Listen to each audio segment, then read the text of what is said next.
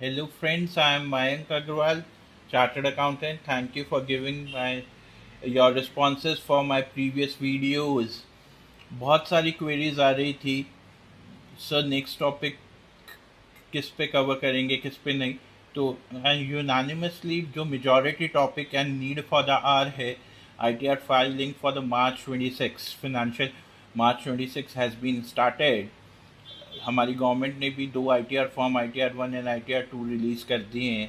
तो people are crazy, law compliant assessees होते हैं, उन्हें लगता है कि हम फर्स्ट वन फर्स्ट आउट में ITR फाइल करा लें। तो my today's video is do's and must do before filing the your ITR के ऊपर है, जहाँ पर हम लोग डिस्कस करेंगे कि हमें ITR फाइनल करने से पहले क्या क्या चीज़ों का ध्यान ज़रूर ज़रूर ज़रूर रखना है।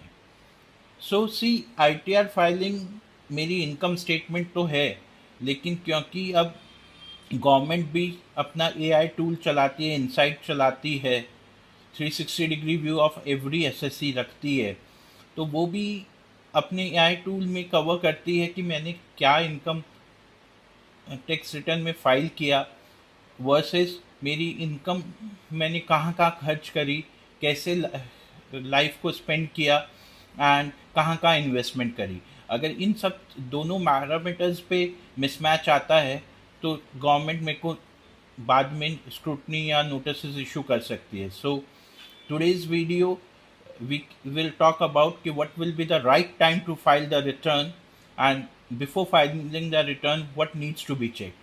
See, as per the due dates for the March 26, अगर मैं एक नॉर्मल पर्सन हूँ, इंडिविजुअल HUF, और मेरी नॉन बिजनेस इनकम है, यानी इनकम है salary, house property, capital gains, तो मेरी ड्यू डेट है 31 जुलाई 26।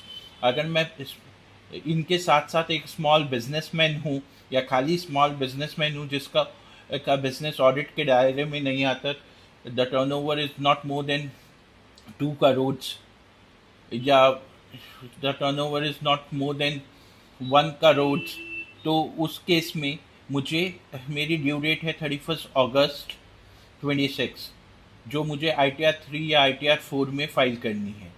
एंड फॉर द एसएससीज जिनका बिजनेस ऑडिट्स होता है, सेम 30 सितंबर तक ऑडिट कराना है, 31 अक्टूबर तक रिटर्न फाइल करनी है। सी, रिटर्न फाइलिंग करने से पहले 5 चीज़ें की हम बात करेंगे जो मस्ट है, मस्ट है, मस्ट है।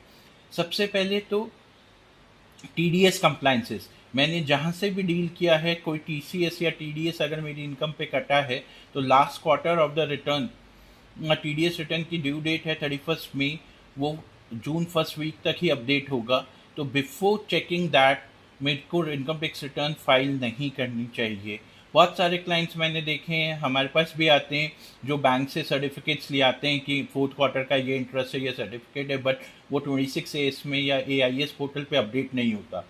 तो मेरा सजेशन है कि उन्हें जल्दबाजी नहीं करनी चाहिए, और जब तक TDS की पोजीशन 26A से मैच नहीं कर जाती तब तक रिटर्न नहीं फाइल करनी चाहिए।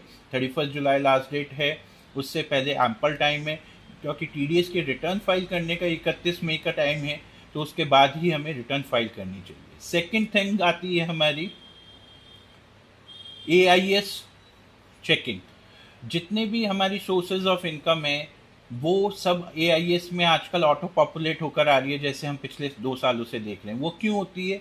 क्योंकि हमारे इनकम टैक्स में एक स्पेसिफाइड फिनेंशियल ट्रांजैक्शन रिपोर्टिंग का क्लॉज है, जहाँ पर अगर मैंने कोई कैश डिपॉजिट किया है, कोई प्रॉपर्टी ट्रांजैक्शन करी है, क्रेडिट कार्ड्स की पेमेंट करी है, share purchase, mutual funds, debentures में इन्वेस्ट किया है, टर्म डिपॉजिट्स कोई मैंने FDR वगैरह किया है, तो सारी रिपोर्टिंग एजेंसीज, 2 लाख से ऊपर की मैंने कोई कैश पेमेंट्स की है, 10 लाख से ऊपर का मैंने कोई व्हीकल खरीदा है, सारी एंटिटीज़ अपनी रिपोर्टिंग इनकम टैक्स अथॉरिटी को करती है, और उस रिपोर्टिंग की ड्यू डेट है 31 मई।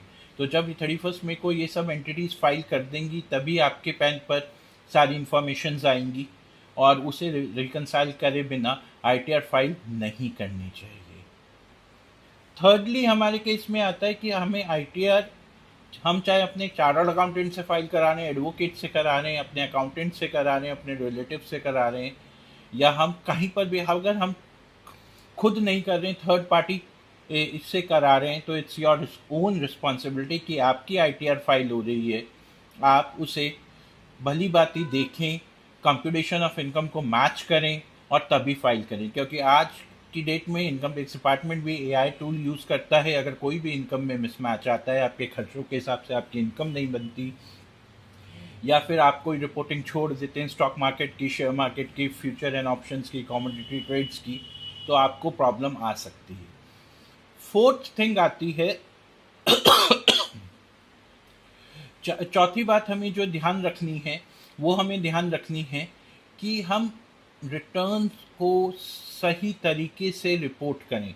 बहुत सारे छोटे बिजनेसमैन के केसेस में मैंने देखा है कि नो बुक्स ऑफ अकाउंट्स के केस में हमें अपना cash in hand, stock in trade, sundry debtors and sundry creditors report करने होते हैं। एट टाइम्स हम जल्दबाजी में ये फिगर्स अपने कंसल्टेंट को नहीं देते या आईटीआर में नहीं भरते, और अगले साल जब ये ओपनिंग फिगर्स बनती हैं तो उसमें मिसमैच डेटा में आ जाता है।